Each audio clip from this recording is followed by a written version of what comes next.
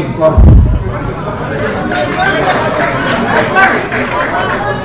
mënoo dem ci ay nit ne leen dama bëgg dem ci élection waaye foog ma am récépissé bu ñëpp bañoon doo présenté wu kon balaa ngay naan ne fa li tax nga nekk fa mooy abal nañu la ay récépissé ba nga bokk après li ci apport ku ne mën na wute waaye c'est la somme de ces apports moo ñu jox ne 54% de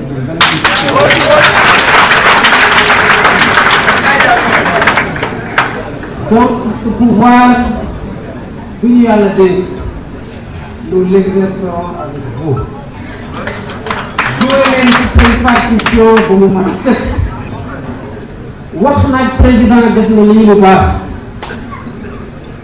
gouvernement bi def na lii lu baax teg na jéego yii fanqal nañu lii doon lor askan wi mu ngi mooñ lii lu nar a baaxee ci askan wi mën ngeen ko wax ñu dégg leen te du leen ci xasante du leen ci sànni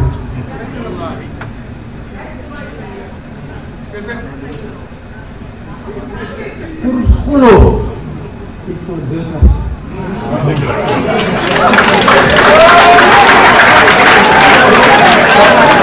bu kenn day wax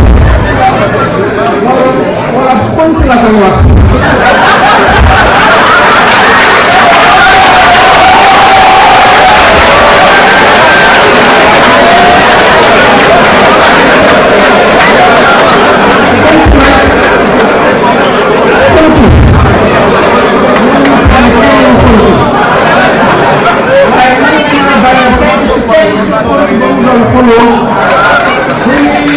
déconcentré ci li ñu war a nekk di distraire ci li ñu nekk liggéey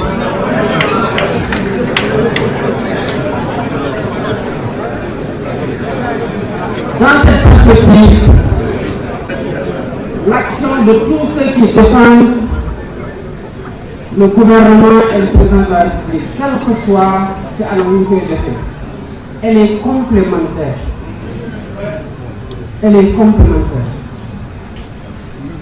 benn adversaire ngeen am c'est l'opposition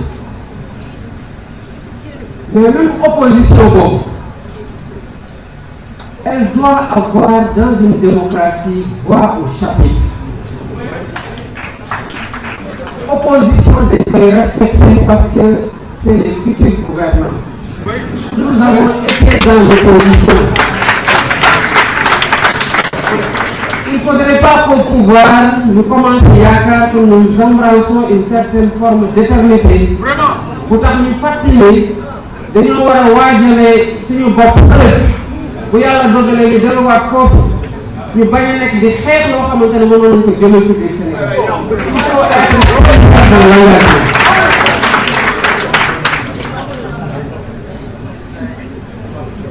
lii moo tax dama jàpp ne que le Sénégal ne nous appartient pas, nous les politiques. Il appartient à tous les Sénégalais.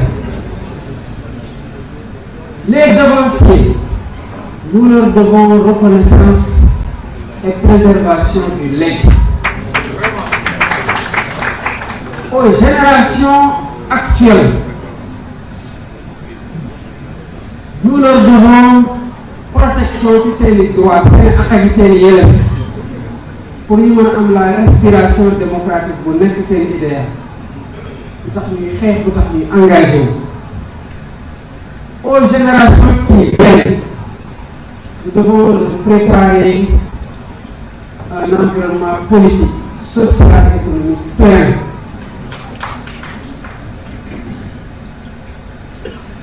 lii nag responsabilité ñëpp la ci biir les politiques comme les non politiques li moo tax lépp lu ñuy def ñu ciy jiital le dialogue je crois à la vertu du dialogue dama gëm ne réew dañ koy waxtaan dañ koy pencoo. En 2016, j'ai fait mon premier débat politique. dans le cadre de la réforme du code des mines. Magnibi, le directeur général des mines et de la géologie de l'époque, Ousmane Cissé, par le biais du présentateur de l'émission Pape Alé, saisir passé pour nous, nos observations et notre contribution sur la réforme du code des mines. Nous devons. Mais point important yoo xam ne ci suñu xalaat boobu la duggee ci code bi te pourtant ñu ngi woon dans l'opposition mais le code des mines c'est le code des mines du Sénégal bu nekkoon ne dañu jàppoon rek ci opposition bi dañu nekk ba ñoo laaj suñu xalaat kon tomb yooyu du duggee ñun ba dugg ci code des mines du Sénégal kon xalaat bu rafet bi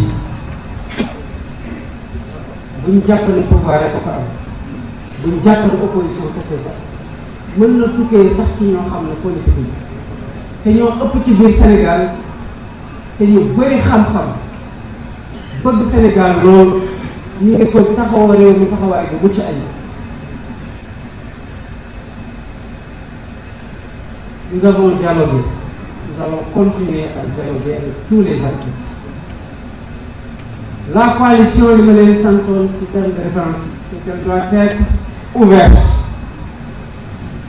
elle doit être efficiente, elle doit être opérationnelle et pleinement au service de la vulgarisation de l'action du gouvernement.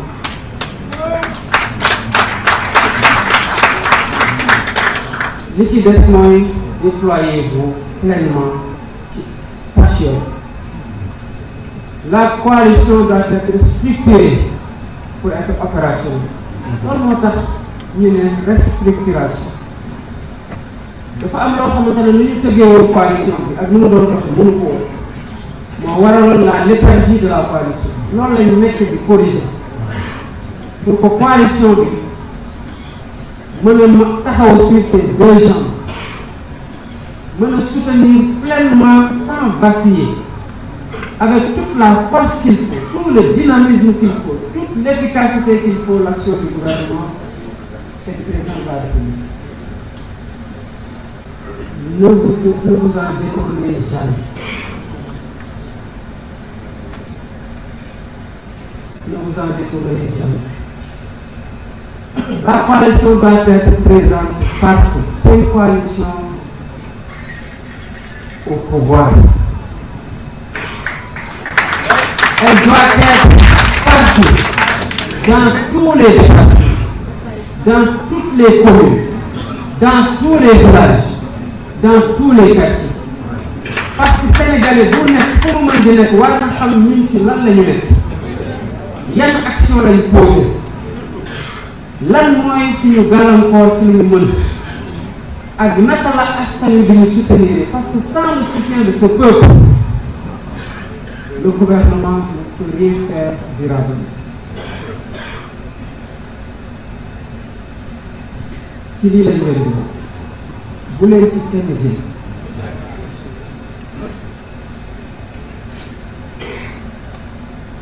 kon ce moment pour moi c'est un moment particulièrement important parce que am na li ma jotoon dégg ak ci parce que c'est pas le plus important mooy ce que nous sommes en train de faire aujourd'hui et vers quoi nous nous projetons. lu nekk dafa am ak bu ñu toll mooy ak liggéey ak nekk à l'écoute des préoccupations des Sénégalais ak mobiliser suñu énergie yépp collectivement pour porter cette aspiration légitime du peuple sénégalais.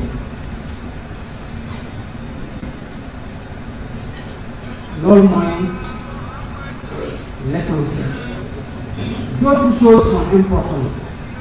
Elles sont en train d'être déroulées. Encore une fois de plus, dans la sérénité. Parce que la gouvernance que nous portons est une gouvernance de sérénité. Rien, absolument absolument rien ne peut nous ébranler.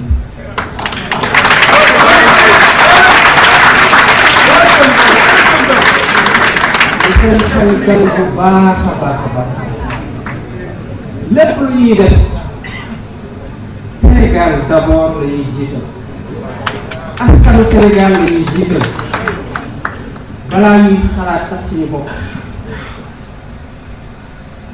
suñu baromètre c'est toujours est-ce que lii la Sénégal yi di xaar fii est-ce que lii moo war a nekk lu mobiliser suñu énergie est-ce que lii moo war a nekk lu ñu nekk di jëfee ak lu ñu war a nekk di waxtaan et sous ce rapport nous devons donner le tempo du débat et rester sur ce tempo-là que nous avons donné.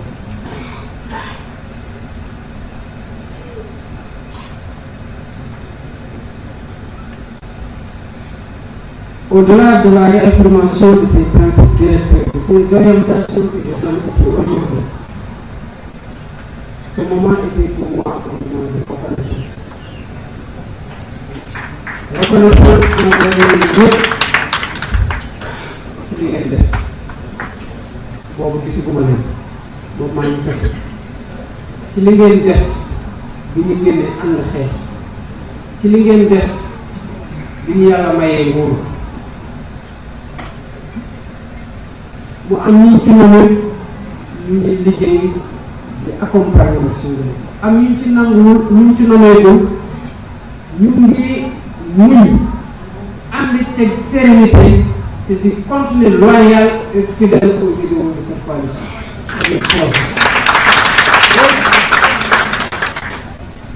kon reconnaissance boobu moo ci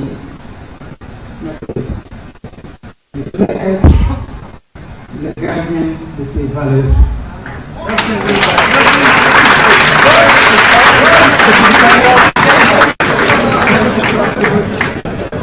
Cette coalition, je ne la trahirai jamais.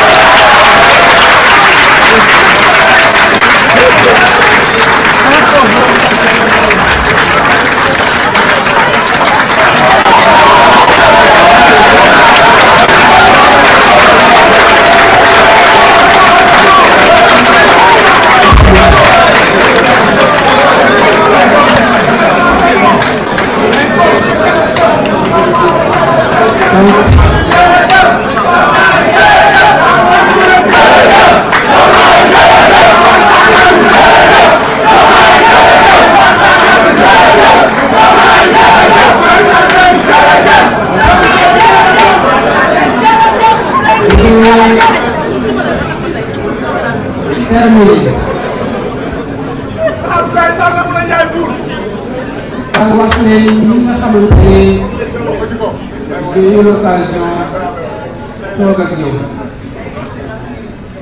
ak ñi nga xamante ne j'ai pas eu l'occasion toog ak ñoom ak ñi nga xamante ne ils sont en train de soutenir mon action et l'action du gouvernement.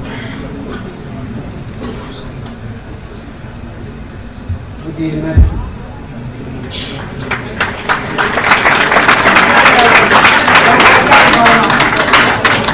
Merci pour votre engagement d'abord pour le Sénégal. Votre engagement au service du peuple sénégalais. Et merci de nous avoir portés au pouvoir. Et surtout, merci de continuer à nous accompagner. À nous servir.